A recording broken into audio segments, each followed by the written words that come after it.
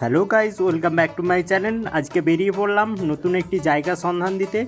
25শে বৈশাখ বা পুরো শীতকাল জুড়ে যে ফিস্টির জন্য আপনারা বেরিয়ে পড়তে পারেন। অবশ্যই আমরা জগৎপুর নদীঘাট তলার কথা বলছি।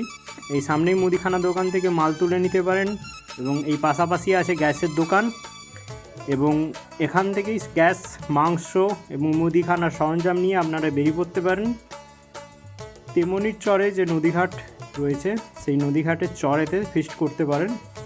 যারা একটা একটু নেশা করেন, মদ খান, তারা অবশ্যই তেমনির কাছাকাছি নদীঘাটের 500 কিলোমিটারের মধ্যে রয়েছে মদ দোকান এবং আপনারা সহজা নদীঘাটে প্রবেশ করতে পারেন। এখানে নদীঘাটের চরের প্রবেশ মূল্য কিছু নেই এবং আপনারা একটা প্রাকৃতিক সৌন্দর্য উপভোগ করতে পারেন, যেখানে নির্মল জল, একদম স্বচ্ছ জল প্রবাহিত হচ্ছে। এখানে স্নান করতে পারেন, বাসন ধোয়া বা জায়গা বাসন ধোয়ার কোনো সমস্যাই থাকে না এবং এই নদীর চরেতেই বহু রকমের দোকানও বসে, যেইগুলো ফিস্ট করার পক্ষে উপযুক্ত, সেই সমস্ত দোকানও পাওয়া যায়।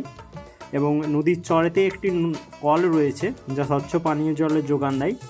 দেখতেই পাচ্ছেন অনেক লোকই ফিস্ট করতে এসেছে। এই ভিডিওটা যদিও অনেক দিন আগেই তোলা, তখনও নদীঘাটে ফিস্ট করতে বহু লোক এসেছে এবং নিয়মিত স্নান তো করেই।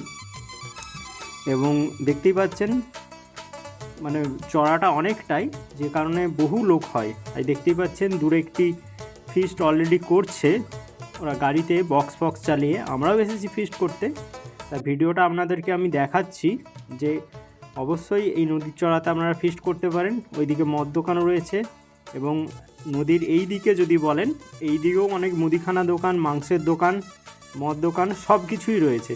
যারা নদীর এপার থেকে আসতে চান তারাও এপার থেকে আসুন, সব কিছু পেতে পারেন। আমরা নদীর এইবারে এই পিঠে চলে আসলাম, ওই পিঠটা দেখিয়েছি এতক্ষণ। এই পিঠেও বিস্তৃত চড়া রয়েছে, যেখানে বসে আপনারা ফিস্ট অবশ্যই করতে পারেন, পরিবার নিয়ে আসতে পারেন। এখানে বিশৃঙ্খলা তেমন একটা হয় না, প্রায় অনেক লোকই থাকে এখানে।